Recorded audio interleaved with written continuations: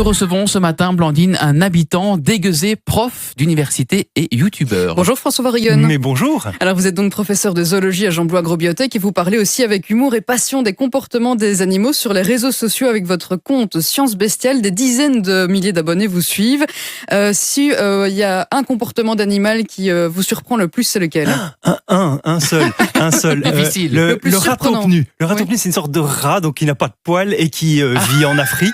Et alors, il est surprenant sur 1 million de points, mais particulièrement parce qu'il est dirigé, c'est des sociétés dirigées par une reine qui fait régner la peur et qui maltraite tous ces sujets afin de s'assurer qu'ils travaillent pour elle et qu'ils agrandissent la colonie. Eh bien, on va parler plus longuement de tous ces comportements surprenants. Tout ça, effectivement. On revient avec vous dans moins de 2 minutes.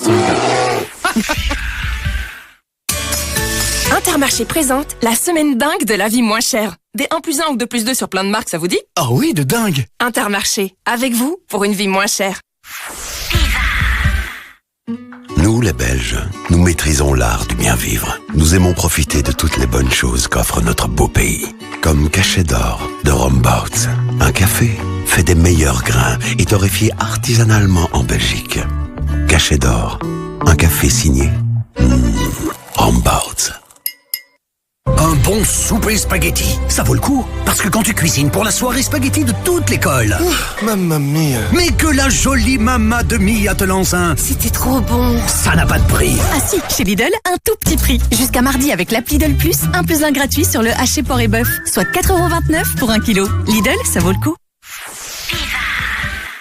Vivacité présente les plaisirs de Noël de Oui. Du 21 novembre au 4 janvier, venez vivre la magie des fêtes. Patinoire scintillante, marché de Noël gourmand et espace féerique dédié aux enfants avec de nombreux manèges. Partagez des moments inoubliables en famille. Grand place à Oui. Info sur notre page. Plaisir de Noël de Oui.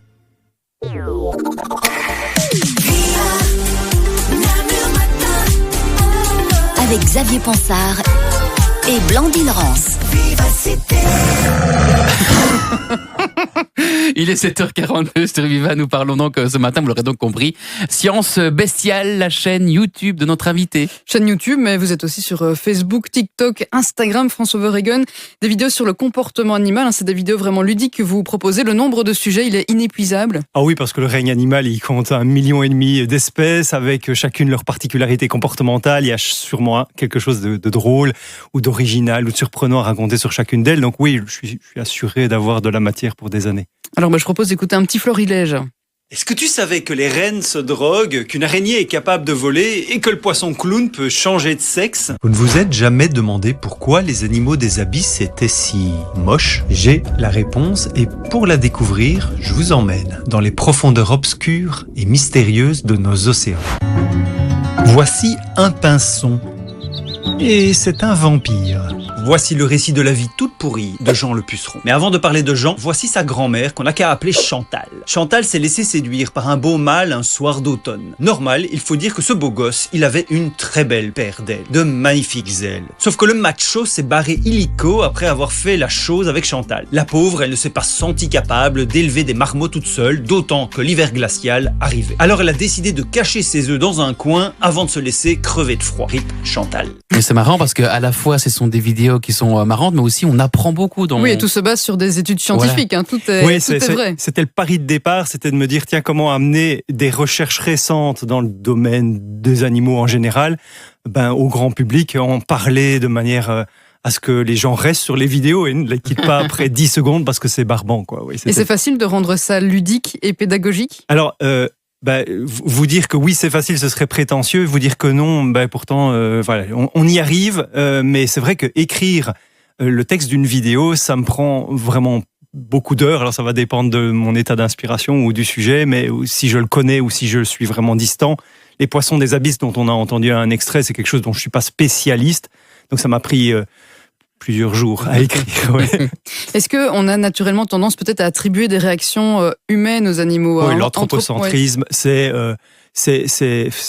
une réaction qu'on a tous. Et c'est vrai que devant mes étudiants au cours de comportement animal, je dois expliquer que, il faut l'éviter, mais qu'en même temps, pour essayer de rendre ça ludique. Pourquoi il faut l'éviter? il faut l'éviter parce qu'il faut éviter d'accorder à un animal des réactions qui sont typiquement humaines. J'ai récemment parlé de deuil chez les animaux sur des chroniques ou en vidéo. Et là, on est typiquement sur un exemple où on voit un animal qui fait face à un congénère décédé. On a envie de lui prêter des sentiments d'attention, de tristesse, de chagrin, etc. Alors qu'on doit avant tout interpréter ça autant que possible à travers le prisme des yeux de l'animal. Et ça, c'est vrai que c'est pas quelque chose de toujours simple à faire.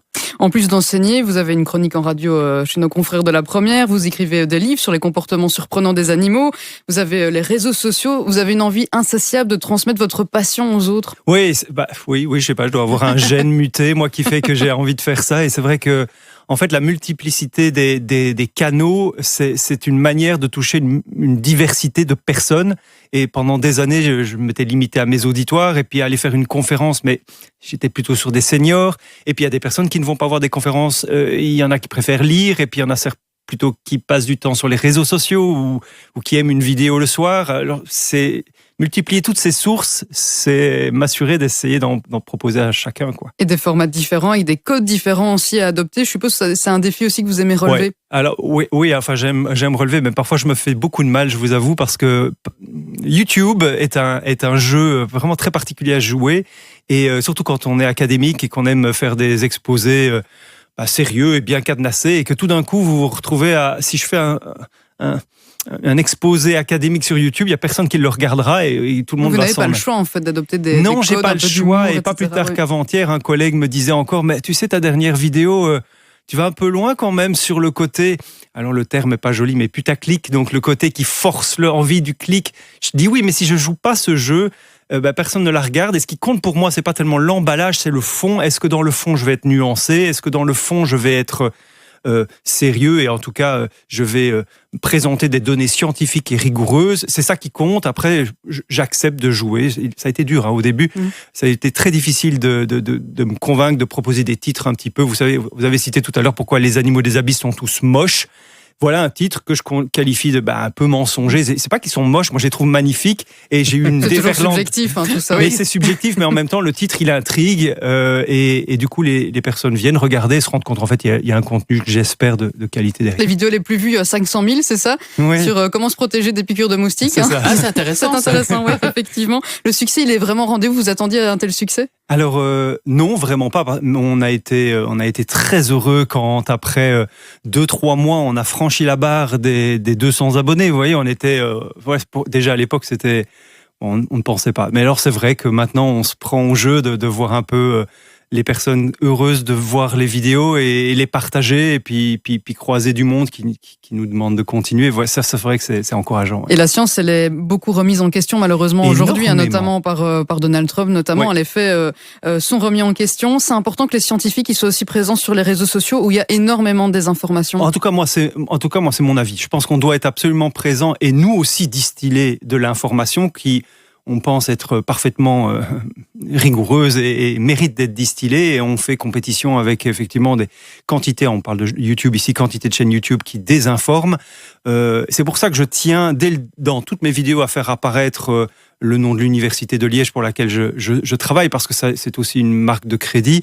Mais alors je ne communique pas sur les changements climatiques, mais je sais que des collègues, des amis sont absolument menacés, parfois de mort, parce que simplement ils relatent une information scientifique liée au changement climatique. Je n'ai fait qu'une seule vidéo sur le sujet, des animaux qui, je disais, luttaient contre les changements climatiques, et j'ai rarement eu une déferlante de commentaires à modérer, parce que je crois qu'ils se passent le mot, et puis ils sont très nombreux, ces militants climato-sceptiques, à venir brouiller le message, tout comme ceux qui s'attaquent à mes vidéos sur l'évolution. Voilà, dès qu'il y a Darwin ou évolution chez moi, je sais que je vais devoir modérer, quoi. Et votre travail sur les réseaux sociaux, il est compris par vos confrères professeurs? Il n'y a pas de perte peut-être de légitimité? Ouais, si. C'est difficile à répondre parce que ceux qui n'apprécient pas le travail souvent ne me le disent pas, donc c'est via des personnes. Donc je sais, j'ai une personne il y a 2 jours, je vous le disais, un collègue qui me disait j'aime pas tellement la manière dont tu as abordé le sujet.